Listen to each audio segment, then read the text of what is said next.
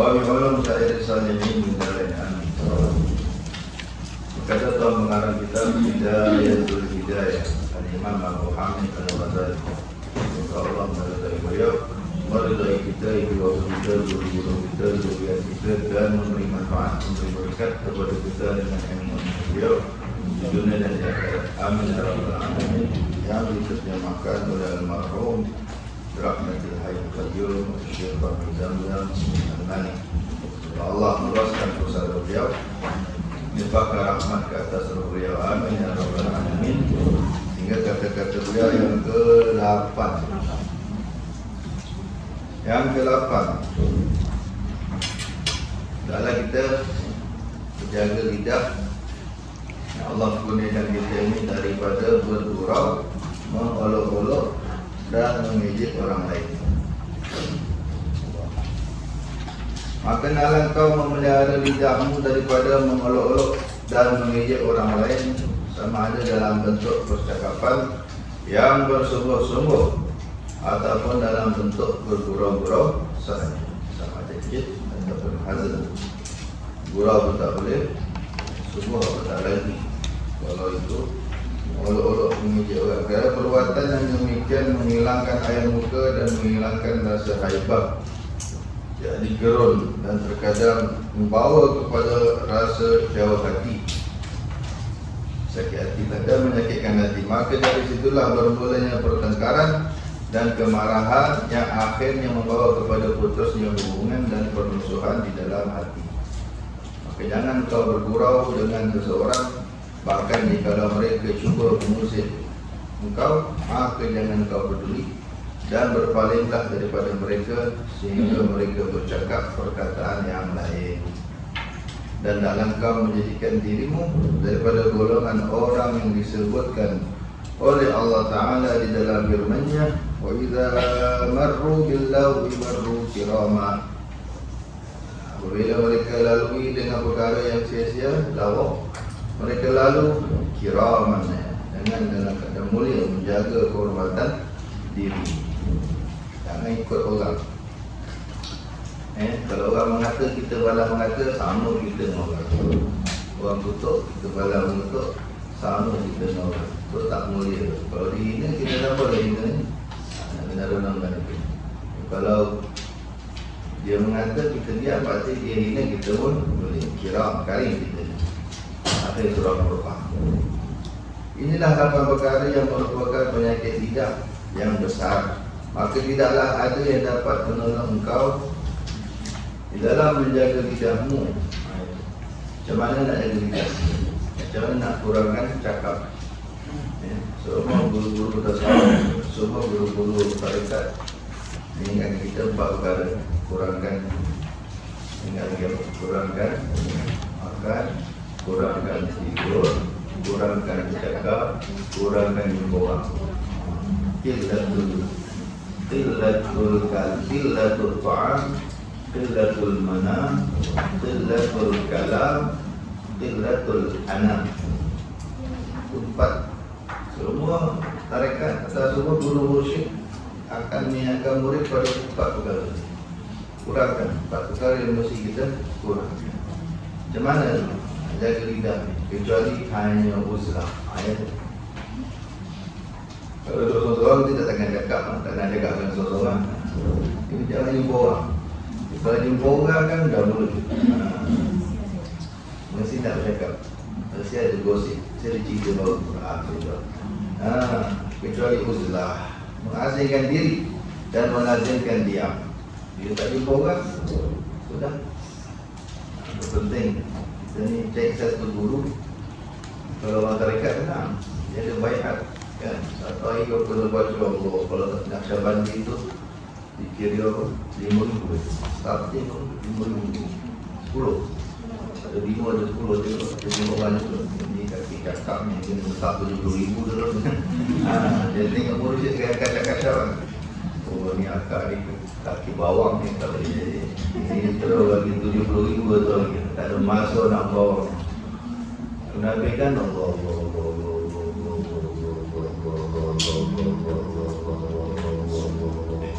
Ingat dah 1,000 dah 100. Aduh, syaitan gambar kita gitu. Ya, jangan rasa banyak dah tu. Lama dah tu, banyak dah tu, padahal dah buruk. Jadi penting. Orang dulu tu gitu. Mereka selamat sebab ada guru. Imam Sya'rani punya mazhab, kau ni tak benda ni tak akan boleh buat, tak akan boleh nak praktik tanpa guru. Ikat dengan guru. Guru dan baikkan dah janji, tak sumpah. So kita nak lambat takut. Maka ada setengah zikir tu dia makan diri sebenarnya. Islam bahasa senang faham. Kalau tinggal makan diri, dia kan ini macam sesat, bukan sesat tak. Betul kalau kita boleh toyol, boleh apa, boleh polong ke, kalau tak bagi dia makan kan, dia makan kita kan. Kalau tak bagi dia apa, tak bagi dia darah kan, darah kita dia sedut proses apa semua kan. Habis ni dalam tarekat pun ada, bukan semua lah, ada setengah tarekat begitu. Dia punya banyak. Jadi kalau tinggal nanti makan diri. Juga kadang lebih kepada siasah, lebih kepada bagaimana helah tahun dulu je. Tak tu kalau cakap bagi kita kena nak menipu tak, sebagai teknik nak ikat buih itu supaya jangan berani ni tinggal. Kalau tinggal makan diri. Makan diri itu biasanya apa? Balak, musibah, apa nama, sempit rezeki, musibah kalau ada, kejap-kejap anak buah hal, kejap-kejap macam-macam kita buah hal. Itu semua bila kesan, dia tak bercanggah pun. Dalam Quran sebut apa? Wa man a'rada 'an dzikri fa inna lahu ma'isyatan dhanka wa nahsyuruhu yawmal qiyamati a'ma. Dalam surah Taha akhir itu Allah kata apa? Wa man a'rada 'an dzikri, siapa yang berpaling dari zikirku. Mana orang dah biasa berzikir, dia biasa ingat Allah, tiba-tiba dia tinggal. Allah janji apa? Fa inna lahu ma'isyatan dhanka, bagi dia kehidupan yang sempit. Siapa yang biasa jaga zikir, rezeki dia murah, tak ada musibah, santai, smooth. Kalau tinggal zikir dia biasanya, atau tinggal sembahyang ke, biasa sembahyang sunat, biasa sembahyang surah, lepas tu dah tinggal, ataupun ada dulu rajin selawat kan, dah kurang, yang dulu rajin zikir dah kurang, apalagi tinggal, tengok satu-satu datang, pung. Dia bukan rasa bahagia, dia rasa sempit. Fa inna lahu ma'isyatan dhanka. Lebih dahsyat lagi, wa nahsyuruhu yaumal qiyamati a'ma. Kami himpunkan dia nanti di akhirat dalam keadaan buta. Buta akhirat tak nampak. Jadi buta di akhirat. Dunia jadi bahaya tu, meninggalkan zikir. Contoh al-Qur'an al-Zahir. Maknanya dia biasa ingat Allah, lupa Allah. Ataupun ada juga ulama memasukkan orang dah hafal Quran, lupa Quran. Lagi faham. Dulu Yasin hafal, tapi tak hafal, sebab lama sangat tak baca dah. Dulu ketika malam Jumaat baca, hafal lah. Dulu tiba pula. Dan ni kan dah banyak buang Yasin malam Jumaat kan. Semua dah ganti baca ilmu, dia tak ada lagi dah Yasin malam Jumaat. Banyak masjid dah tak ada Yasin malam Jumaat, ganti majlis ilmu. Jadi kita dulu apa tadi? Tak apalah Yasin Al-Quran Al-Hakim Innaka. Kalau tak dulu setiap minggu baca. Hati-hati tu. Wa man a'rada 'an dzikri fa inna lahu ma'isyatan dhanka. Sempit nanti hidup kita. Wa nahya bahaya je dulu Quran lagi. Wa nahsyuruhu yaumal qiyamati a'ma. Di akhirat jadi buta. Dunia ni buta dah susah, akhirat buta lagi susah.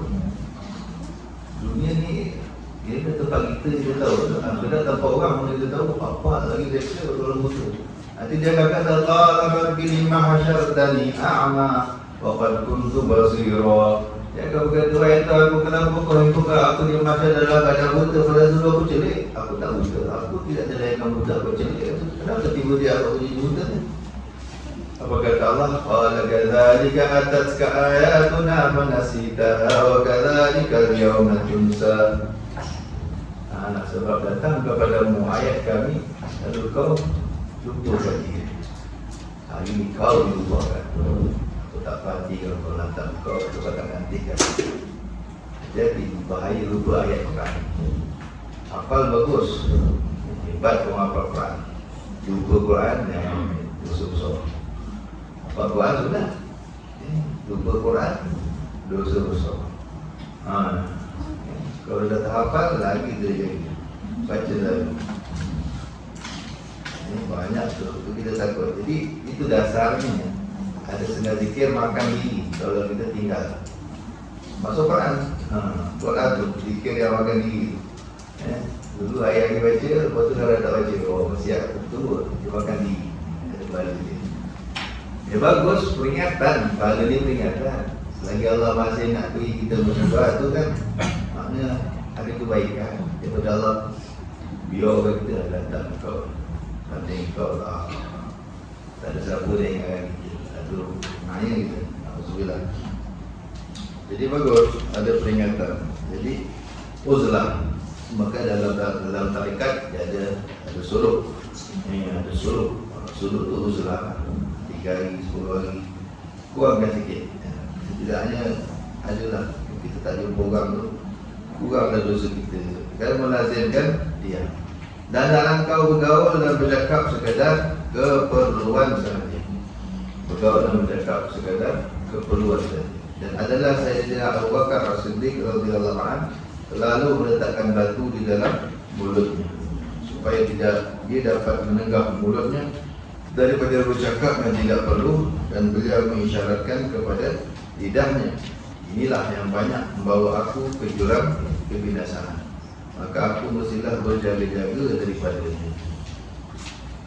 Maka jagalah lidahmu baik-baik, kerana ia adalah alat yang paling berkesan dalam membinasakan engkau, baik di dunia maupun di akhirat. Jaga baik-baik, itu nasihat Imam Ghazali. Cuaca, cara kita buat paling selamat itu sibukkan diri kita dengan wazifah. Disiplinkan. Kalau tak ada guru, tak apa, selawat tak payah guru. Hasilkan, aku dah hari mesti selawat 10,000 kali.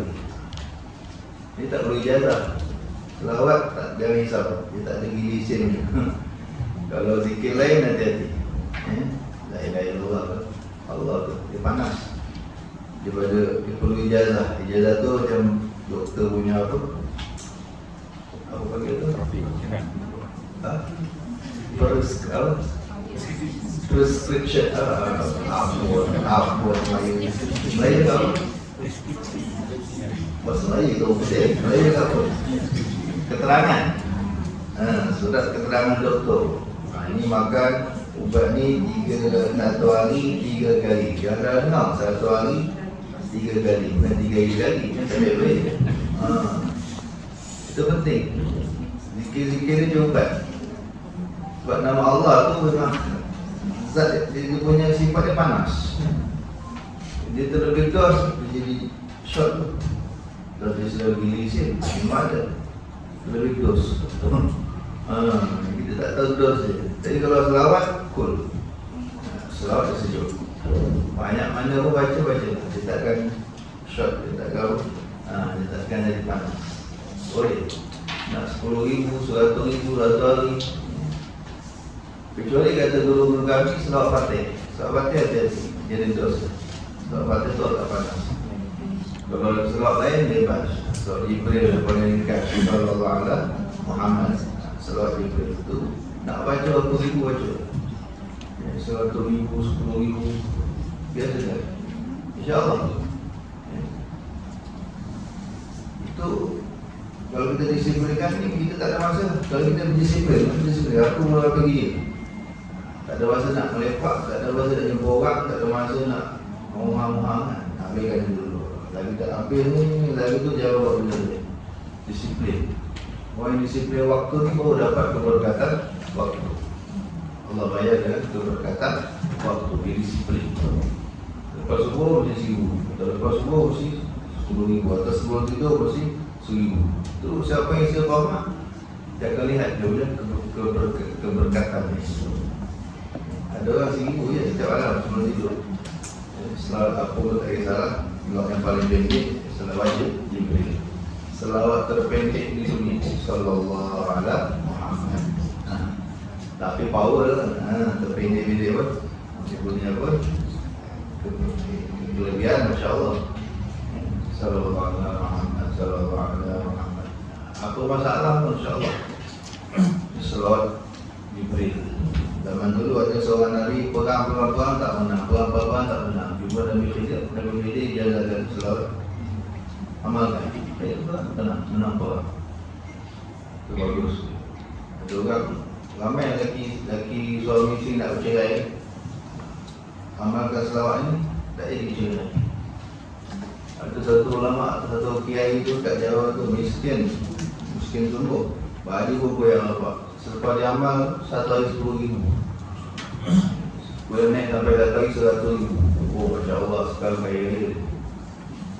Jadi kita selawat bukan nak minta kaya, boleh minta kaya. Cuma tu kata apa, mereka budak-budak lah. Selawat nak duit, selawat nak dunia. Jadi masih kelas, masih dituntut Nabi yang ajar. Tapi kalau boleh, jangan niat tu semua. Niat untuk akhirat, dunia adalah. Jadi dengan kebiasaan itu kita jadi terkawal. Ada disiplin. Aku setiap malam mesti 1,000. Jangan tidur kalau belum 1,000. Ada ulama setiap malam 1,000. Satu malam dia mimpi Nabi sallallahu alaihi wasallam. Senang mimpinya Nabi kata mai sini mulut yang setiap malam berselawat kepada kursi. Nabi nak cium mulut dia. Segan kan Nabi nak cium mulut. Dia pun bagi pipi. Tersedar satu bilik wangi. Sampai isterinya kat tepi pun tersedar. Wangi apa ni bang? Rupanya pipi dia wangi. Dalam riwayat itu 8 hari tak hilang. 8 hari mandi, wudu, gosok, tak hilang. Lepas hari hilang. Padahal mimpi, tapi seakannya nyata. Rasulullah tu begitu. Rasulullah SAW wanginya, bau tubuhnya, keringatnya, bau kasturi. Kasturi asli tu gitu. Kasturi asli tu kalau sapu kat sini seminggu tak hilang. Sapu kat kulit itu basuh lah seminggu tak hilang. Yang asli sallallahu alaihi wasallam. Lagi banyak kita disiplinkan, lagi tak ada masa kita nak cakap sia-sia. Ataupun Quran, ayat-ayat kita baca satu juz. Ataupun kita yang ada tu lah. Baca tak? Itu cara di teknik ni. Keempat, menjaga perut. Maka dalam kau memelihara perutmu daripada makan makanan yang haram atau yang syubhat. Apa makna syubhat? Tak jelas halal atau haram. Belum jelas, masih diragukan. Sebab yang haram jelas, ini jelas haram. Babi jelas haram. Arak jelas haram. Apa lagi kan? Duit orang punya jelas haram. Syubhat tu yang antara dulu. Nak kata halal tak pasti, nak kata haram pun tak pasti. Meragukan. Kalau kita ragu, jangan makan. Siapa yang jatuh dalam syubhat pasti akan jatuh dalam yang haram. Sabda Nabi sallallahu alaihi wasallam. Dan usahalah untuk mencari makanan yang halal. Usaha, bukan kata halal ikut je apa yang dia bawa tu. Dah dulu. Talabul halali faridatun. Kata Nabi sallallahu alaihi wasallam. Mencari yang halal itu sangat-sangat diwajibkan. Usaha mencari yang halal itu sangat-sangat diwajibkan. Bukan ikut perlu je. Ikutlah apa yang datang dalam kita. Janji bukan babi, bukan alak, minum je kan. Jangan begitu. Sahabat tak begitu. Sahabat Sayyidina Abu Bakar tu kalau apa pun datang kat dia, orang bagi makan, dia akan tanya, dia bermana ni? Tapi kita hati-hati zaman sekarang. Kalau jangan orang tanya, kecil je orang. Jangan dia kita buat kuih, kita tanya, ni pakai ada dua babi tak? Marah orang kan. Agak-agak lah. Hati-hati. Tapi zaman sekarang memang orang takkan tanya mana.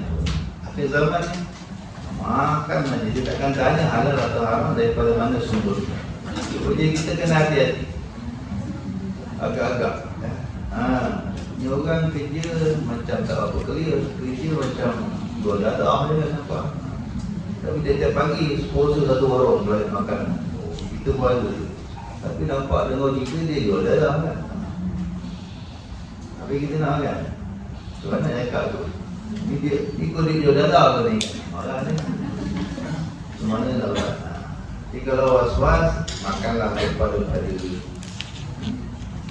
Jawab ayat nak. Secara tak ambil hati. Ataupun buatlah trik, tak nak makan orang cakap saya puasa tu. Kan? Ada puasa senang. Hati-hati. Jadi Abu Bakar kan tanya, pernah tadi terlapor-lapor tak sempat tanya. Orang bagi susu. Lapor sangat suruh minum. Tak sampai dia punya khadam yang tanya. Biasa tuan tanya. Betul juga. Aku lapor sangat dari tak sempat nak tanya. Ini mana asal susu ni? Ada apa story? Saya dulu masa jahiliah saya kerja jadi ketua bomo. Jadi nasib mengubah-ubah orang kan. Jadi ada customer tak dapat bayar. Masa itulah dah lama saya dah masuk Islam ni kan, tiba-tiba datang dia kata nak bayar hutang lama dulu. Oh, berarti ni hasil dari perdukunan, hasil dari perbomohan yang haram. Berarti ini susu hasil haram. Dapat terus saya nak bakar dulu sampai muntah. Habis seluruh isi perut dia ni muntah, tengah mati. Bergulung muntah lah tahu. Jadi saya nak bakar berdoa, ya Allah, ini aku buat. Mana yang dah masuk ke urat saraf, aku minta maaf. Kata dia buat apa? Kata begitu. Oh kata sampai apa tu sangat. Dah masuk dalam selamat. Istighfar saja sudah lah. Allah Maha Pengampun. Aku dengar Nabi SAW sabda, setiap daging yang tumbuh dari yang haram, neraka paling layak untuk. Di akhirat besok, orang yang dagingnya ni tumbuh dari yang haram, dengan neraka tu macam magnet. Dia kesedut ke akhirat. Di dunia, kepada benda haram macam magnet juga. Siapa yang benda haram, makanan haram banyak dalam perut, kepada benda haram tu macam magnet. Senang dia nak pergi, senang dia nak ikut, senang dia nak buat jahat. Dia duduk dia pun jahat datang ke dia. Magnet. Setengah benda jahat kita percaya je. Tapi setengah benda jahat dia benda tu cek dia. Di Jawa tu, di tempat saya raya tu malam, ada satu orang anak muda lah, usul. Apa dia usul? Buat dia baik, pondok-pondok semua. Tapi bila dah besar-besar tu, dah berkawan tu macam kawan, dah mula liau lah. Kawan ajak pergi disko, kawan ajak pergi apa? Pergi merempit, dia bukan yang tahu. Atau itu dia tengok member tu ada couple, ada friend yang ada semua. Dia solo, tak ada siapa. Dia tak ada kawan, tapi nak try juga dia macam orang lain lah. Kita tak tahu lah perasaan tu kan. Dia rasa nak mencuba. Sampai satu malam dia keluar pergi disko. Seorang-seorang duduk lepak, agak-agak ada perempuan sangkut kat dia. Daripada awal dia masuk sampai ke pagi, sampai disko nak tutup. Apa untuk perempuan, satu perempuan pun tak datang kat dia. Dia tak kena nak tackle macam kita ke syuk-syuk air tak, dia tak kena. Dia cuma termarket muka esok ni, alatkan market muka je. Dia balik jumpa dengan pakcik dia. Pakcik dia orang mana? Pakcik dia dari mana? Dia pun dah kantai pun, boleh balik malam. Kita patut cerita lah. Allah, pakcik dia peluk dia. Syukur kau, Alhamdulillah. Kau cukup ni orang baik, kau anak orang baik. Bapak kau tu arwah dah, kawan aku kenal betul arwah bapak kau. Arwah bapak kau tu businessman, berniaga, kaya, berniaga, tetapi sangat orang. Cukup jaga muamalah, bibit haram disyubhat langsung nak ambil. Kau memang membesar dengan duit halal semua, aku saksi. Maka ini aku nampak keberkatan. Keberkatan makanan halal yang ada dalam tubuh kau. Kau pergi kan, kau pergi lubuk pelacur pun, satu pelacur pun tak nampak kau. Satu pelacur pun tak ikan nak dapat kau. Kau tak ada magnet. Kalau orang lain tak apa yang handsome pun tak ada, dia ingin kan. Dia tak, dia duduk try, padahal dia handsome. Apa jauh? Dia tak ada nak ingat dengan benda-benda tu. Pak Cik nasihatkan dah, kau dah try, kau dah rasa, kau dah tengok, tapi Allah sayang kau, Allah selamat kau, dah lagi 9 taubat. Lupa nasihat. Itu contoh. Ada orang sama-sama kan kita, dia ada kawan yang macam tu kan. Tidak kejap janda telefon, tidak kejap janda WhatsApp, tidak kejap bini orang kacau. Ada di zaman sekarang begitu. Akhir zaman tu bukan perempuan, bukan lelaki yang datang. Dalam backup ni, akhir zaman yang datang ni perempuan kebanyakannya, tak semua. Kat sini tu. Padahal bila compare dengan kita, handsome apa lagi kan? Pasal dia tak pernah handsome, tapi dia lagi laku pula. Ramai nak perempuan kerja dia. Hati-hati. Kita patut bersyukur. Berarti ni kita tak ada magnet kejahatan. Perempuan tak minat dengan kita. Perempuan ni ataupun lawan jenis tu tak minat nak kacau kita. Tapi kalau ni ramai lawan jenis kacau ni, hati-hati. Mungkin tak beres makanan ni. Jadi magnet. Allah, itu pentingnya jaga makan perut itu. Tidaklah kau jaga perut daripada makan yang haram atau syubhat. Berusahalah mencari makanan yang halal. Apabila kau telah mendapat makanan yang halal, maka dalam kau merasa cukup dengan memakannya, dan dalam kau berhenti sebelum kenyang, kerana perut yang kenyang itu mengeraskan hati dan menumpulkan akal dan memberatkan anggota daripada berbuat ibadat dan mencari ilmu. Itu kenyang yang halal. Ini semua kenyang yang halal. Apalagi kenyang daripada yang haram atau syubhat. Bahkan perut yang kenyang itu akan memakan syahwat. Ini kenyang halal. Kenyang makan si rumah, kenyang makan sekalian tu. Bukan kenyang makan babi, bukan kenyang makan apa? Minum Allah tak. Kenyang yang halal. Dia kata Sayyidina Ali, ma syabi'tu illa asaitu. Sayyidina Ali ni kata, tidaklah aku kenyang melainkan pasti aku maksiat. Wa illa hamamtu bil maksiat. Paling tidak pun ada keinginan untuk buat maksiat. Itu kenyang yang halal.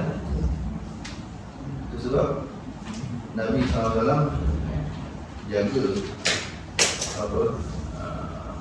Allah maja'al Nabi doakan untuk anak cucu Nabi khas anak cucu saya, keluarga Nabi sallallahu alaihi wasallam. Nabi doakan Allah maja'al rizqa ali Muhammadin kafara.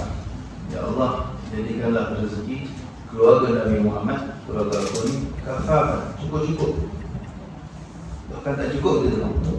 Kafara yang mana pas-pasan, cukup-cukup, tak ada lebih. Ini dapat, ini habis. Besok cek lagi. Itu selalu rumah Nabi sallallahu alaihi wasallam, rumah Siti Fatimah, Sayyidina Hasan dan Husain itu biasa berlaku. Sayyidina Ali mana? Siti Fatimah selalu doa lagi kita bangun sebab kelaparan.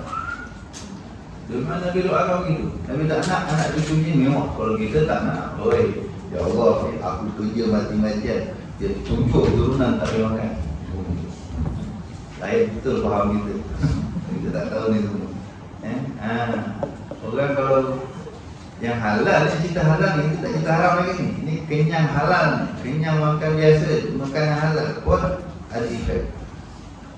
Efek tadi bila kenyang dia menumpul, dia menumpulkan, mengeraskan hati. Hati jadi keras, susah nak lembut, susah nak nangis. Bila selalu kenyang, susah nak nangis. Dengan Quran, baca hati, susah nak nangis. Dengar cerita susah nak nangis. Sebab kenyang, selalu kenyang daripada yang halal, apalagi yang haram. Akal jadi sumpul, otak jadi tak tahu fikir. Sebab Imam Syafi'i mengamalkan tak pernah kenyang. Pernah beliau tutup, masyarakat itu mundu 16 sana. Aku tak pernah kenyang dah 16 tahun atau amat. Itu boleh cakap tu. Dan saya meninggal. Sebab al-bitnah tudhibul fitrah. Kenyang menghilangkan kecerdasan. Kenyangnya otak jadi tak apa nak pick up. Susah nak gali hukum dari Quran dan hadis dan sebagainya. Dan memberatkan anggota dari berbuat ibadat. Memanglah kalau dah kenyang atau sambal mana nak sembahyang. Ada yang bila masjid buat 20 bising tu, aduh tarawih buat masa buka dah. Oh, kenyang betul 20 hitam je. Selalu buat lapar je lama, buat lapar je lama. Ini buat lapar sekalian. Imam sama buat lapar je. Aduh, padahal kalau ke Adramah berpuluh, beratus. Dia ke Adramah tu, dia ada timetable kan. Katalah masjid ni terakhir pukul 9. Masjid kampung ni terakhir pukul 10. Masjid kampung sebelah pula terakhir pukul 11. Jadi tadi giliran. Jadi orang akan pergi masjid situ ramai. Lepas jalan kaki 20 lah. Kemudian jalan kaki ramai pergi masjid ni, buat 20 lagi. Dah habis 20 masjid ni, ramai lagi pergi masjid ni, 20 lagi. Sampai ke Sabah. Tengoklah berapa masjid dapat dalam tu. Dapat 2 masjid, dapat 10 rakaat. Dapat 3 masjid, 60 rakaat. Dapat 4 masjid, 80 rakaat. Dapat 5 masjid, 100 rakaat. Terawih. Itu budaya di Hadramut sampai sekarang. Seronok. Semayang tu seronok. Buat dia orang nanu Masya Allah, jaga, semua jaga. Tak ada kita berpuasa lah. Pesta makan yang dahsyat-dahsyat. Bulan puasa ni pesta makan sembuh. Itu kata jual laku-laku. Habis. Orang sanggup bayar tapak. Berapa bayar tapak? Pasal tu tapi habis 10,000. 60,000 ada. Tahu? Tapak, bayar tapak. 20,000 orang sama bayar. Sebab dia untung banyak. 100,000. Boleh tak kerja setahun. Dia tahu orang belinya. Kalau dia batu-batu surat tepung kan boleh batu. Orang tu tengah lapar kan. Semua tak beli, semua tak beli. Padahal balik makan tu banyak tahu kan. Nafsu. Allah. Itu. Itu semua berpuasa. Jadi la'allakum tattaqun. Kutiba alaikumusiyam. Allah suruh puasa supaya dia orang takwa. Tapi dia bukan puasa tu. Dia jamak takdir makan. Bahkan lebih. Benda tak pernah makan bulan biasa ni, dia akan makan bulan puasa. Bertambah, hari biasa tak laku pun. Tak heran bertambah. Bulan puasa terdiri pun, hari. Padahal bulan hari ni tak heran pun. Puasa ni apa sebenarnya? Pesta makan ke apa? Langsung tak mencapai piawaian Allah. Maka tak lahirlah wali-wali Allah selepas Ramadan. Dulu habis Ramadan je, ramai muncul wali-wali Allah. Kasyaf, tentu yang ini betul-betul mereka menjalani puasa. La'allakum tattaqun. Ramai muncul orang-orang takwa setelah Ramadan dulu. Sekarang jumpa dah. Aduh, sebab tak faham ni konsep makan ni yang halal. Efek yang halal tadi sudah macam teruk. Tu yang ramai ulama ambil inisiatif puasa hari-hari. Imam Bukhari hari-hari puasa. Siti Aisyah hari-hari puasa. Siti Aisyah hari-hari puasa. Ada sahabat lain juga hari-hari puasa. Dan membantu menceritakan memerankan anggota dari berbagai ibadat dan mencari ilmu. Bahkan perut yang kenyang itu akan menolak syahwat dan membantu tentera syaitan.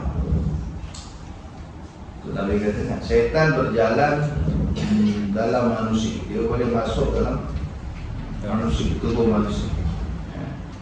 Iaitu ikut majrad dam, ikut saluran darah. Nabi Musa, fadayyiqu majariyahu bil ju'. Sempitkan laluan itu dengan lapar.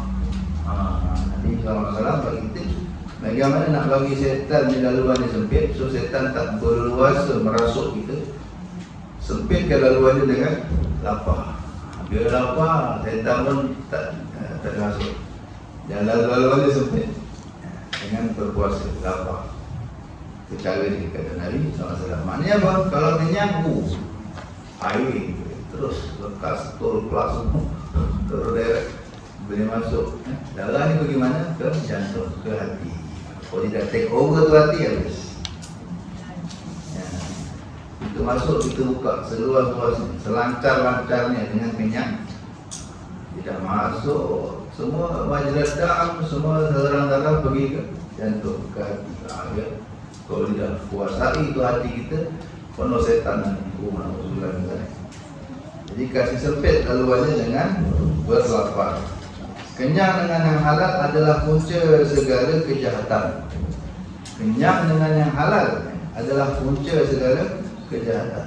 Maka betapa pula kenyang dengan makanan yang haram lebih-lebih lagi. Oleh itu, mencari makanan yang halal adalah wajib atas setiap orang Islam. Wajib. Cuma kena seni, berseni. Jangan ada orang bincang tanya. Ini makanan daripada mana? Ini ada campur Ajinomoto. Ada orang tanya. Ini masak pakai Ajinomoto tak ni? Ajinomoto tak halal kan? Ke? Ajinomoto halal ke tak? Allah lah, ikut pada tuan. Ada orang was-was Ajinomoto ni kan? Dianggap subhat. Sampai dia tanya, kau rumah kan dipakai Ajinomoto tak ni? Kecil hati rumah. Kenapa tu ambil ke? Bukan. Ke kau? Dia apa? Kalau kedai semua pakai. Tapi ada orang cakap, abang nasi goreng Ajinomoto tak nak. Dia cakap Ajinomoto tak nak. Tak apa, dia pulang. Hak masing-masing. Kalau orang kedai tak cuma tak nak. Tapi agak-agak gitu. Jangan sampai orang fikir hati dan sebagainya. Jadi kalau jelas haram, jangan. Wajib tolak. Kenyang dengan kemudian dikatakan dan orang Islam boleh dan wajib atas setiap orang Islam dan berbuat ibadat atau mencari ilmu dengan makanan yang haram adalah seperti membuat sesuatu binaan di atas lombokan sampah. Berbeza. Penat ibadat, tapi macam buat binaan di atas lombokan sampah. Hancur, tak akan terbina pun. Kalau kata Imam Ibn Ruslan, di atas lautan, membina di atas lautan, di atas ombak. Buat bangunan atau buat buku, tak terbina pun. Kita baca Quran hari-hari, lepas tu makan yang haram, habis itu. Kita semayang banyak, kemudian makan yang haram, habis itu. Tak akan jadikan kita orang soleh. Ketika Sayyidina Sa'ad bin Abi Waqqas minta ke Nabi, ya Rasulullah, doakan saya supaya jadi orang yang mulutnya doanya mustajab. Nabi bagi apa? Tips atif mat'amak. Satu je, kau nak doa kau mustajab, baguskan, elokkan makanan, pastikan adalah tayyib, takun mustajab da'wah, pasti doamu mustajab. Doa mustajab itu kalau makanan kita halal, doa kita mustajab. Kalau makanan kita syubhat, haram, memang tak akan mustajab. Doa lah yang mana pun, angkat tangan tinggi mana pun, tapi kalau semua yang haram, takkan mustajab. Sebab susah nak cari di akhir zaman. Dan hadis sebut salasatun la yakunu a'azza illa la yakunu a'azza illa min salasa. Di akhir zaman, bukan Muhammad Nabi SAW, di akhir zaman ada 3 perkara ini akan menjadi sangat sangat aziz, sangat rare, sangat pupus, terancam pupus. Kita katalah macam ada tergiling, apa sebut tu kan, terancam pupus, sampai tangkap pun kena tangkap, dia pun kena tangkap kan. Apa dia? 3 perkara yang akan menjadi sangat langka, sangat terancam pupus. Pertama, nombor 1 Nabi kata dirhamun halalun. 1 dirham yang halal. Maksudnya di akhir zaman nak cari 1 ringgit yang halal, ajaib itu. Kalau ada, simpan buat collection. Jangan pakai kalau collection. Sebab biasa tak jumpa lagi dah. Pada kita jumpa benda-benda pelik kan, jumpa fosil, jumpa apa kan. Jangan jual, simpan. Untuk stel lama, stel zaman Belanda simpan tu, itu duit mahal. Dan susah nak cari. Siapa berani kata duit ni, saya punya duit ni 100% halal? Siapa berani cakap? Kalau dia berani pun mana tak buat kajian. Halal? Oh ya, tak halal, kurang halal. Kan? Mana duit hari ni tak lalu bank, dia kata. Duit mana hari ni tak lalu bank. Dia lepas cetak perlu kita ambil pakai. Ada? Tak ada. Lepas cetak tu masuk bank negara. Bank negara tempat riba, tempat transaksi riba. Sudah keluar. Lalu dia ada tukar-tukar kan, dia tidak main transfer. Begitu ada riba apa ya, konsep jualan, konsep transferan, pakaikan dulu ni, top up kali. Siapa yang kata duit tu halal? Tu kata tak akhir zaman. Akhir zaman semua orang bakal makan riba. Kalau tak makan pun kata Nabi, dia kena debu-debu riba. Apa lama kata itulah contoh debu riba. Dia tak main riba, dia tak main bank, duit dia mesti power bantal. Ada. Itu yang gua korporat menteri-menteri yang kena tangkap kat mana? Orang jumpa dia kat mana? Dalam orang kat dinding rumah. Dia tak jumpa bank, dia kena apa? SPRM tangkap kan. Ini pasal gaji. Tengok dia banyak ingat duit lah. Dia macam-macam. Dia simpan ke orang. Dulu memang yang warak, dia tak simpan bank. Dulu orang-orang warak tu yang main kita warak yang menyatu simpan bawah bantal. Simpan bawah rumah. Tak dalam tol atau dalam tin tu, tin biskut. Lepas tu macam-macam lah, pusat-pusat warak. Daripada aku main bank ni kata kan, memang aku tak ambil rumah tak, tapi aku dah bila simpan ke bank, kita bersekongkol. Kita beri modal pada bank untuk jalankan aktiviti riba. Kita orang dulu lah. Ke mana saya tak main bank, saya banyak sepak main bank. Cerita. Zaman dulu ni orang dulu begitu. Tapi itulah duit yang didapatkan berapa? Customer mana ambil? Cocok bank. Boleh dia kata, aku simpan duit tak main bank, aku tak main bank, tapi dia berbantal semua. Aku punya duit aku atur waktu halal. Berani macam kat atur halal. Di mana-mana duit tu. Semua lalu bank. Lalu tu kata ulama tu dah debu-debu riba. Ya halal cuma kalau nak kata 100% tu tak berani juga lah. Maka kata ulama, ada ulama kata kalau aku akhirnya aku jumpa lah satu keping duit halal, aku akan ambil, aku beli tepung. Tepung tu aku buat makan, aku akan jadi ubat. Siapa sakit mesti jumpa aku.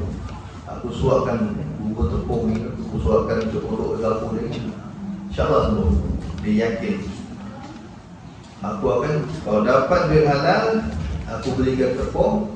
Kalau kita beli apa? Tak kisahlah, beli apa. Pokoknya itu akan jadikan makanan untuk buat ubat. Siapa pun sakit, berat apa pun sakit dia, aku kasih makan daripada duit ni, pasti sembuh. Punya berkat duit halal. Jadi makanan halal ni dia ubat, dia jadi ubat. Maksudnya kesimpulannya apa? Makanan daripada duit halal dia ubat. Sebaliknya, makanan dari duit haram atau syubhat itu penyakit.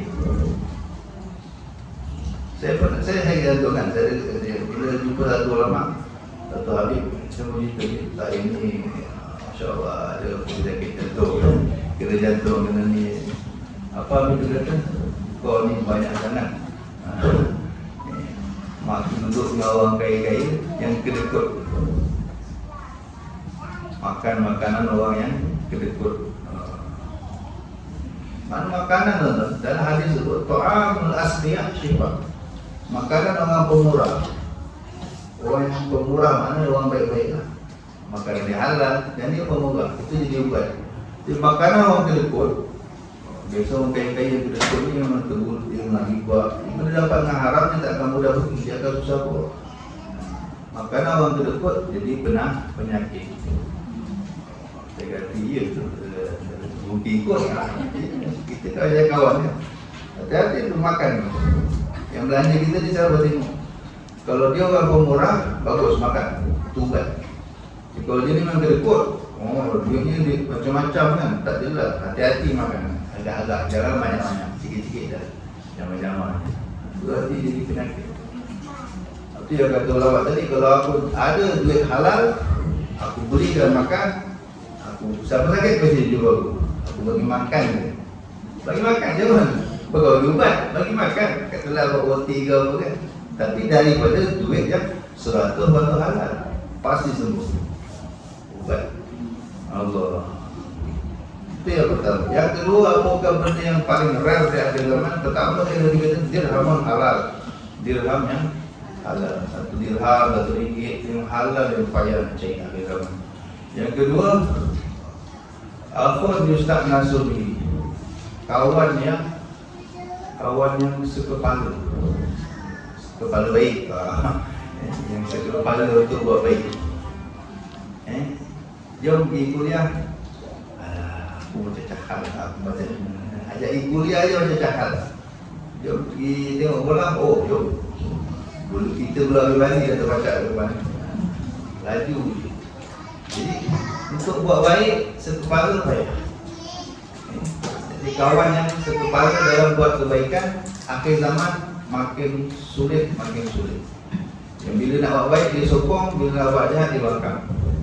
Yang ada sebaliknya, kawan yang sokong kita buat jahat.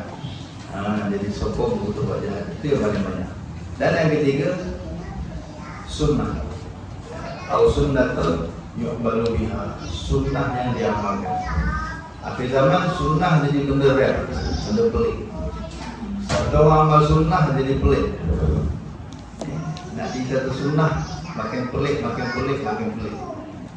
Jadi itu orang hebat lah. Akhir zaman orang pelik, orang hebat. Habisnya, jadi dengan makan makanan yang halal, adalah buat sesuatu yang ada dengan dia, takkan jadi apa?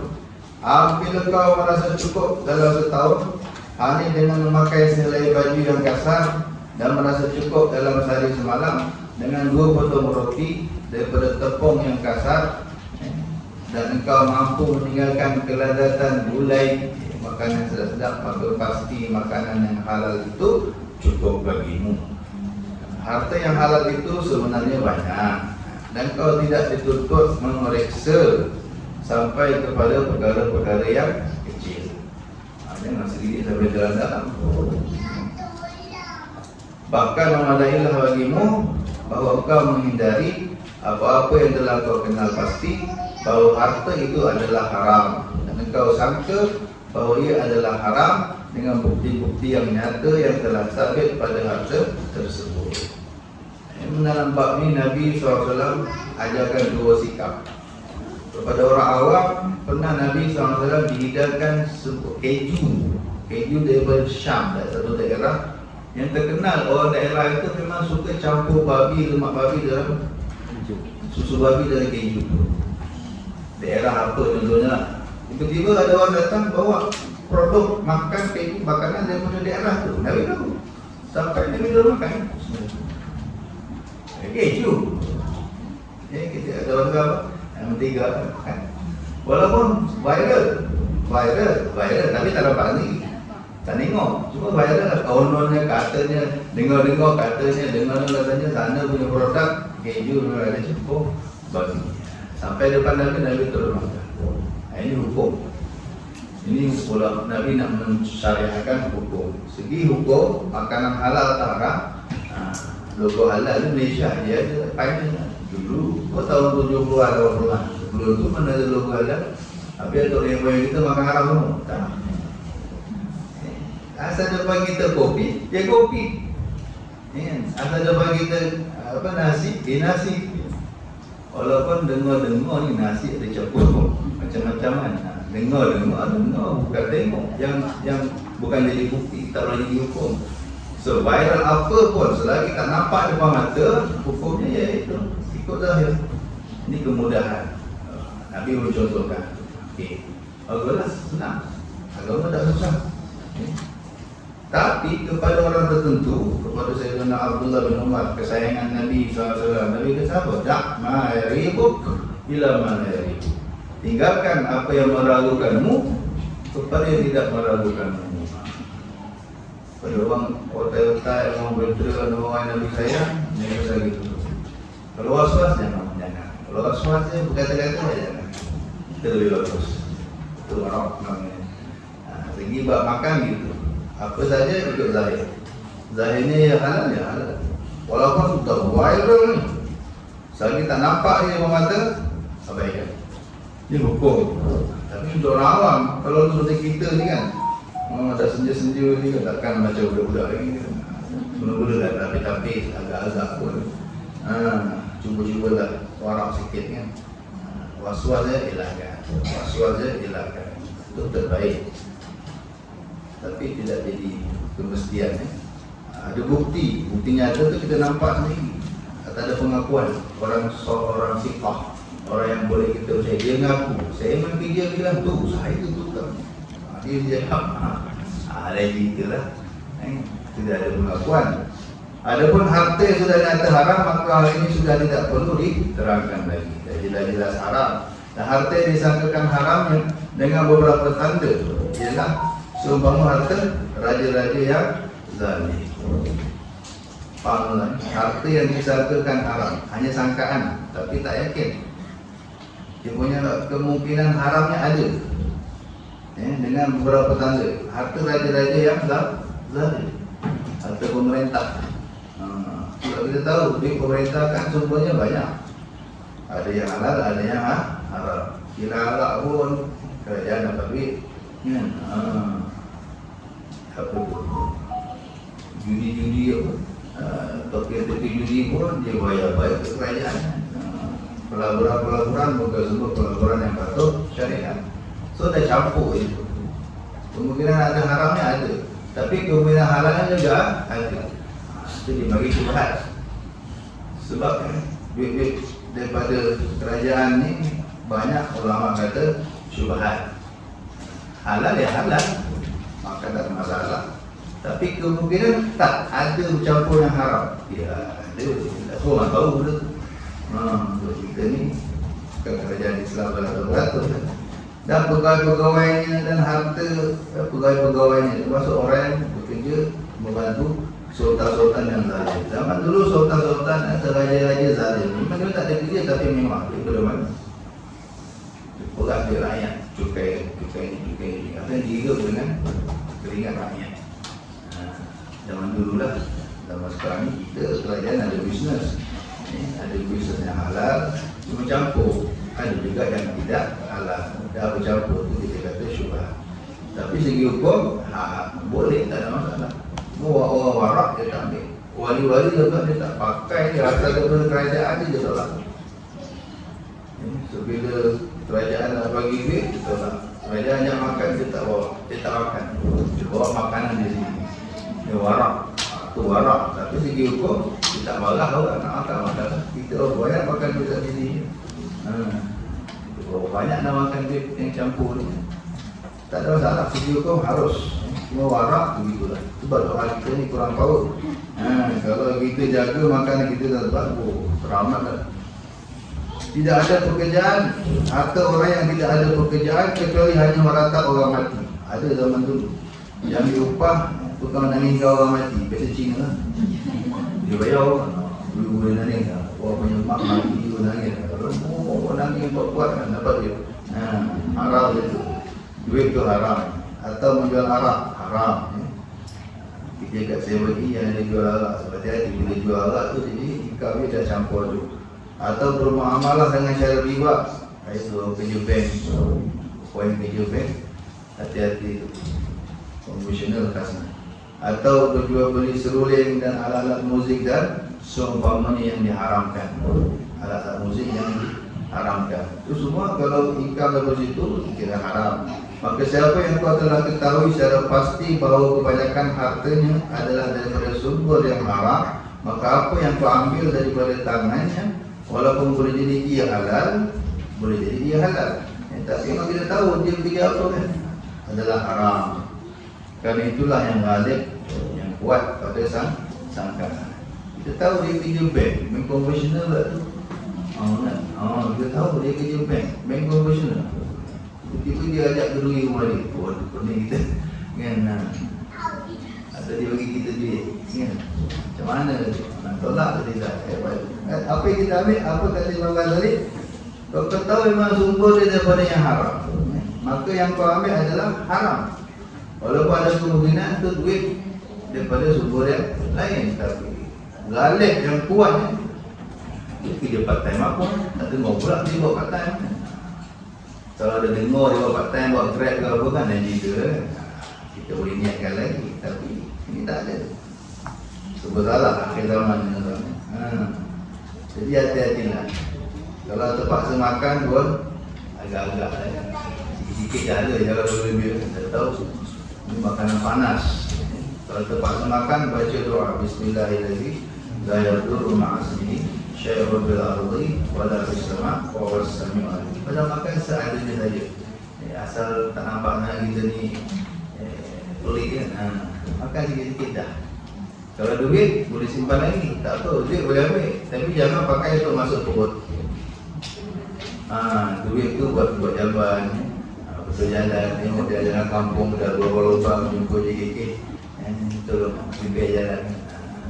Itu cara memanfaatkan duit ini, ya, untuk bayar cukai balik, ataupun untuk saya pakai miskin ada hak, boleh bagi pakai miskin. Di antara harta yang jelas haram ialah harta wakaf yang dimakan tidak mengikut syarat harta wakaf. Jadi ada orang wakafkan tanah, wakafkan kebun. Wakaf ni kebun durian aku wakaf untuk pakai miskin. Jadi kita buat majlis datang apa itu? Haram. Dia tak ikut syarat. Wakaf mensyaratkan ini kebun durian aku wakafkan untuk fakir miskin. So siapa yang merasa fakir miskin saja boleh pergi ambil makan kat kebun. Siapa yang rasa kaya tak ada hak. Tengok pasal orang makan free kalau masuk kita pun no. Kalau kita kaya tak ada hak sebab tidak ikut syarat wakaf. Itu harta haram. Seperti orang yang tidak bersungguh-sungguh mengaji, maka harapnya mengambil harta atau makanan yang diwakafkan khusus kepada penuntut yang ada di dalam sebuah madrasah. Sama juga. Ada orang wakafkan, ini wakaf, saya wakaf untuk orang yang menuntut ilmu. Tapi dia kat madrasah tu atau kat sekolah tu dia tidur, dia tak belajar, penting kelas. Tapi dia ikut menikmati fasiliti wakaf yang dikhaskan, disyaratkan untuk orang belajar. Sedangkan dia kat sekolah tu atau kat asrama tu tak kat pondok tu makan tidur tak penting kelas, sama juga. Dan dia makan yang haram. Siapa yang mengerjakan maksiat maka akan ditolak segala persaksian syahadahnya. Begitu juga begitulah pula haram mengambil harta atas nama tasawuf bagi orang yang bukan ahli tasawuf. Sama juga. Dulu tu begitu. Ada orang kaya dia pergi kat zawiyah orang bersuluk. Orang bersuluk kan kadang tak berfikir. Dia penting dia, penting lah dia ability. Dia tak berfikir. Kadang siapa nak makan makanan dia orang, makan minum dia orang tu kadang orang tu ada yang sponsor. Jadi dia sponsor atau dia wakaf dengan niat untuk orang yang tengah bersuluk, tengah berfikir. Tiba-tiba ada yang pura-pura nak makan free ni pasal dia pura-pura buat tasbih. Time makan kan dia makan, tapi bila zikir dia tidur. Ada, zaman dulu ada orang macam ni. Haram. Haram sebab orang tu dia beri infak, dia beri wakaf atau dia beri derma dengan niat khas. Ni duit ni untuk makan orang yang tengah bersolok, yang hari-hari 10,000, 70,000 sikit. Dia nak pahala. Tiba-tiba ada orang menipu. Hanya kerana nak makan free, berlakon jadi orang tasawuf atau orang suluk untuk ambil itu atau haram. Daripada harta wakaf yang dikhususkan untuk mereka. Dan telah kami sebutkan keterangan yang luas tentang harta syubhat, halal dan haram di dalam kitab Ihya Ulumuddin.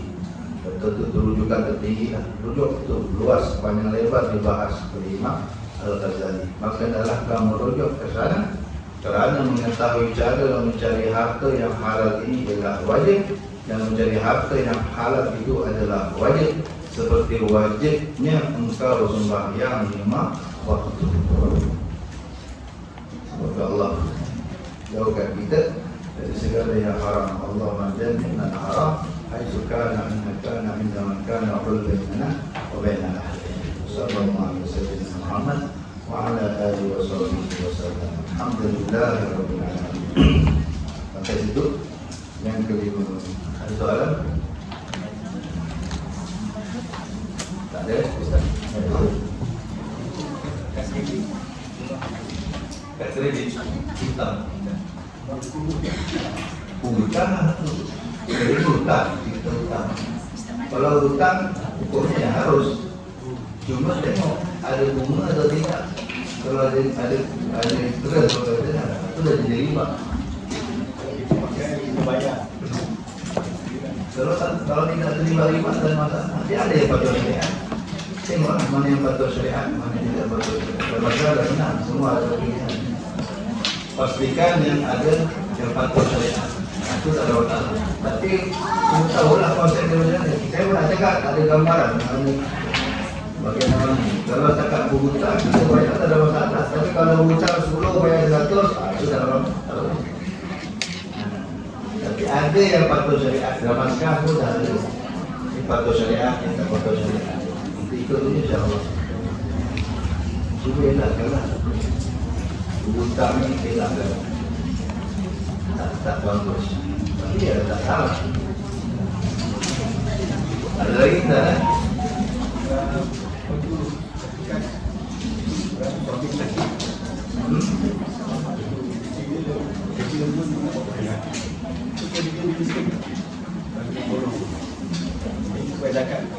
Kalau dia sabit sebagai fakir miskin, boleh. Fakir miskin kita tak ada dia fakir miskin. Mana dia perlukan RM10 satu hari, tapi penghasilannya tak sampai RM10. Keperluan hariannya sekarang apa? Kalau untuk satu orang mungkin RM10 tak cukup. Satu hari ada RM20 kot. Dengan api hari ingat kenderaan itu semua keperluan yang diharuskan. Mungkin RM30 satu hari. So sampai tak ada RM30 satu hari, dia pakai ayat dia berada. Apalagi perubatan kan, perubatan tak ada RM100,000 baru ramai orang miskin. So sebenarnya kalau dia dirasakan layak sebagai orang miskin, kita boleh beri zakat kita kepada dia, tak ada masalah. Tapi pastikan betul-betul siasat betul, takut salah. Itu leceh tu yang ramai-ramai mana siasat dia bagi jabatan agama ni. Jabatan agama dia ada skuad untuk siasat dia, sahkan betul-betul dia ni layak atau tidak. Takut salah bagi kan tak sah. Itu hutang lah zakat. Kalau nampak dia miskin, umurnya tengok aset dia juta. Itu orang begitu, dia kata ganggu. Ada rumah biasa-biasa tapi rumah betul-betul. Ada jenis orang begitu, orang siasat betul-betul. Berisiko lah.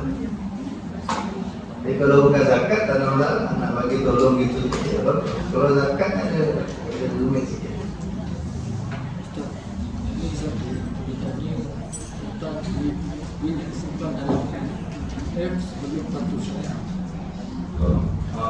Sama lah. Asingkan dividen tu diasingkan. Ada penyata kan. Dia yang mana yang kita ambil yang kita punya saja. Yang masalahnya dividen tu yang kita tak tahu pelaburan yang mana. Tapi yang pokok yang kita punya, yang potongan majikan, potongan itu kita dah tahu. Harus pakai pokok kan. Pokok. Asingkan dividen, pokok kita punya lah, tu tak tahu salah. Yang dividen tu kerana belum patuh syariat, itu jadi duit, kita panggil dia apa? Dia syubhat lah. Itu jangan masuk buat. Pastikan jangan masuk buat. Satu ustaz ni yang kuih buku yang bayar bulanan tu. Bayar apa? Ada yang kuih, water dispenser tu kan? Oh, ikat panjang ikat pendek. Dia cara ikat panjang ikat pendek sama juga orang beli kereta. Kalau beli cash RM40,000. Kalau beli apa? Tunai.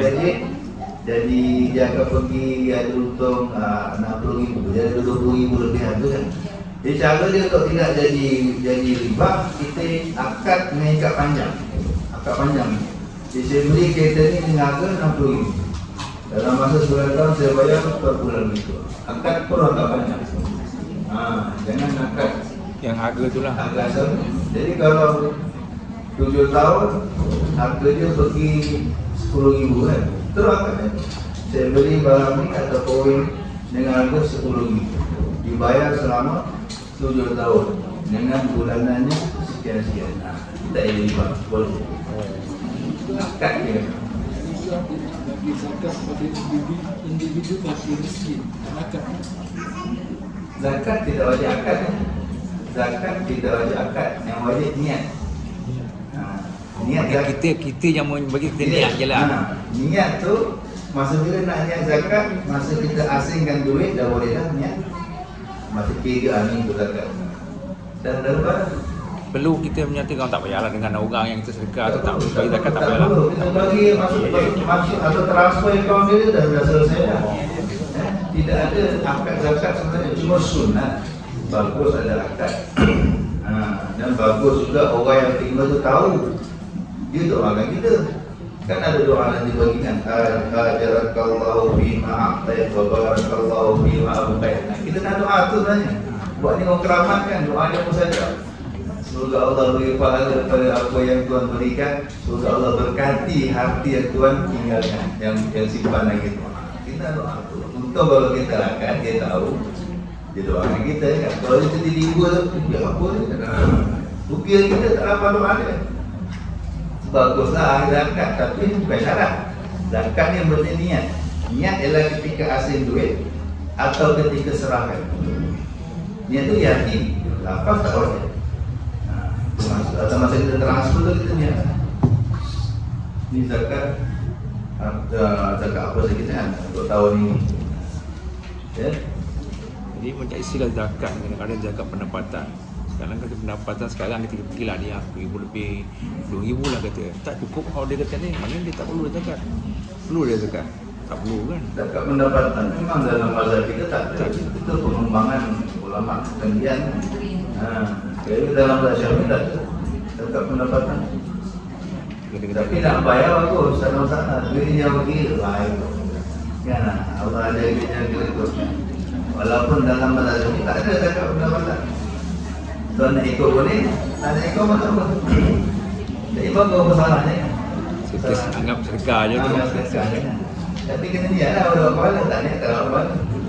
Sebab itu pun kajian ulama. Dalam mazhab Syafi'i memang tak ada asalnya. Tak ada pun kita mazhab Syafi'i membahas zakat pendapatan itu. Itu pengembangan Nabi sekarang ni lah.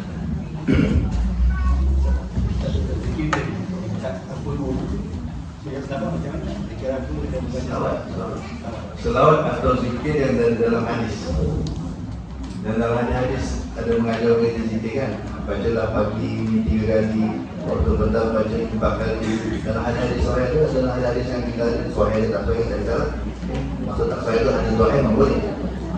Jadi kita askar banyak zikir-zikir itu boleh amal. Yang mana dalam hadis ada keterangan subhanallah subhanallah 33 kan dalam hadis itu tidak amal. Tak ada masalah.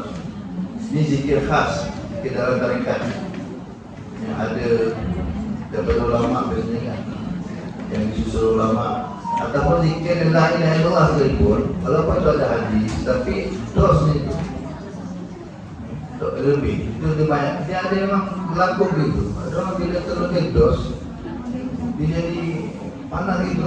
Oh, dia mana ada had ada Ya, itu perlu guru. Sebaiknya apa pun zikir, sebaiknya semua ada panduan guru.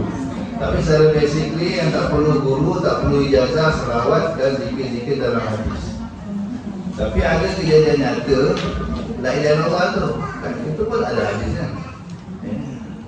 Tapi ada orang dia zikir non-stop. Tak tahu sampai baca minggu apa. Akhirnya jadi shock. Ada kejadian itu. Allah Allah, apa-apa pun kita bersederhana. Agak-agak jangan obrol-obrolan. Tapi selawat insya-Allah tak ada masalah. Selawat tu buat insya-Allah. Ustaz, ibu angkat dah meninggal dunia.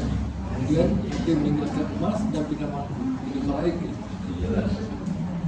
Cuma ibu angkat bukan ibu kandung. Ibu angkat dia anak angkat tak masuk sebenarnya waris. Teliti sikit lah. Anak angkat bukan waris.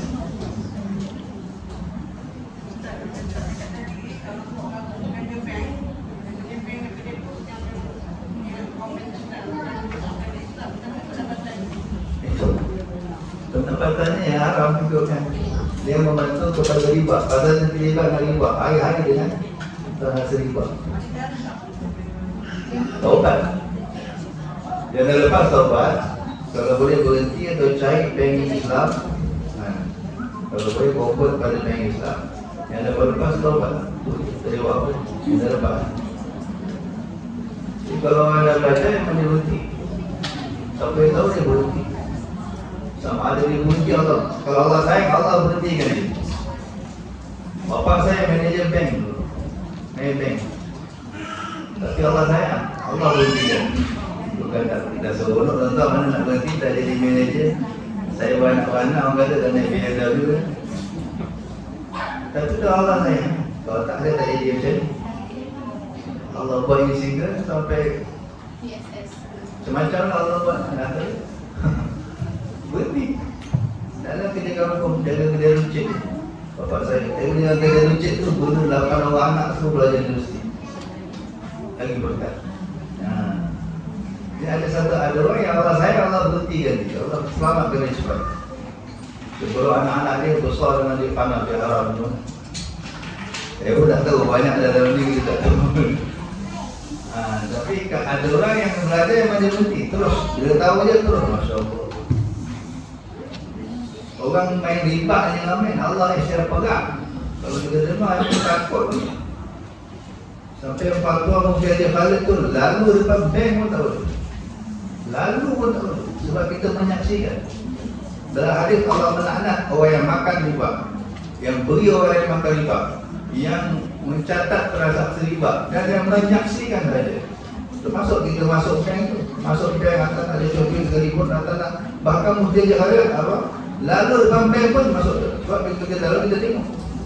Kita sedang menyaksikan transaksi riba.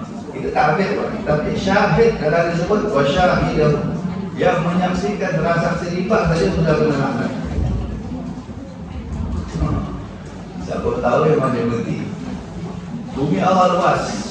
Banyak kerja lagi boleh buat. Itu jangan jadikan dia panas. Mana duit ni duit tak beres. Salurannya tadi itu bagi miskin untuk masalah awam, buat tandas, tutupkan jalan, mana-mana tu banyak jalan tu kan, nak tunggu JKR yang berapa.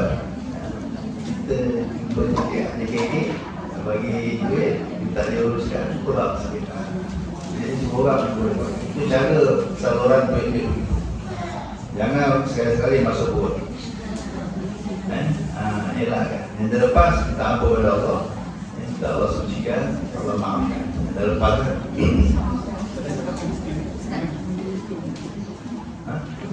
Baki miskin boleh. Baki miskin ada hak dalam duit itu. Dia dibenarkan.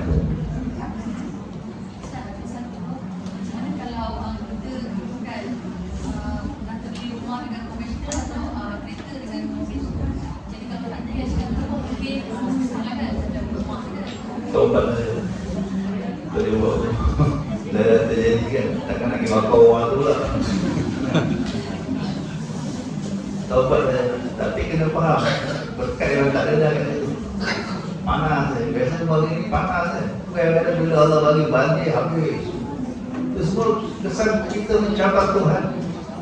Aku datang dari siap perang. Aku nak siap perang. Aku siap perang. Tengok apa Allah bagi kita. Banjir, tempat tanah banjir, apa rumah ratus ribu. Kereta kita dibuat, Mercedes, rumah, apa. Itu semua kata orang, itulah. Kau cabar Tuhan, kau nak ayat apa kan? Apa Allah tunjuk bagi kita ini? Banjir lah, gempa, habis semua, itu semua. riba. Padahal sama sini orang cabar Tuhan. Padahal kata aku istilah perang. Fa'ila taf'alu fa'danu bihaqqin min Allah wa Rasul. Ayat riba ni, ayat Allah istilah perang. Siapa yang ambil riba, maknanya aku istilah perang. Tentu bayang, kalau satu taman sungguh di riba, yang macam nahan, penguasa. Allah bagi gempa, habis hilang semua. Allah bagi banjir, bagi kebakaran. Cara orang nak tengok apa perang apa je. Tak aman dah orang dalam perang. Takkan tenang. Sampai dia lepas tu tahu kan, kalau dia buat apa, kalau boleh nak buat apa yang kita tak tahu nak buat macam mana. Dia dah lepas kan, tak boleh buat apa. Taubat lah. Cuma benda tak masuk perut, kita masih okey lagi. Masuk perut ni payah. Dan masuk perut ni nak bilas. Dah jadi daging, dah jadi darah, dah jadi anak, dah jadi cucu. Itu yang kita cakap bangai.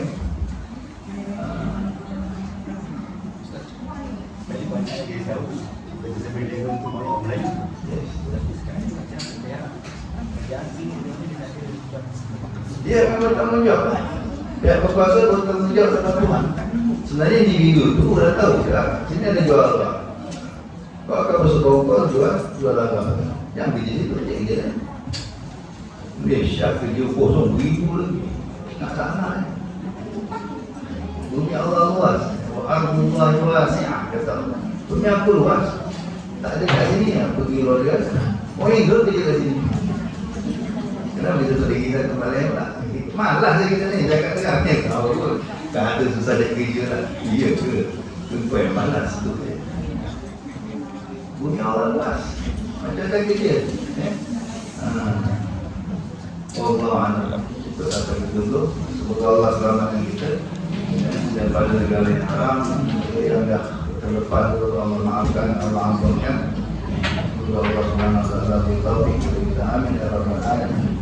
Allahumma ballighna Rajab wa Sya'ban wa ballighna Ramadan wa sallallahu ala sayyidina Muhammad wa ala alihi wa sahbihi wa sallam. Alhamdulillahi rabbil alamin. Bismillahirrahmanirrahim. Bismillahirrahmanirrahim.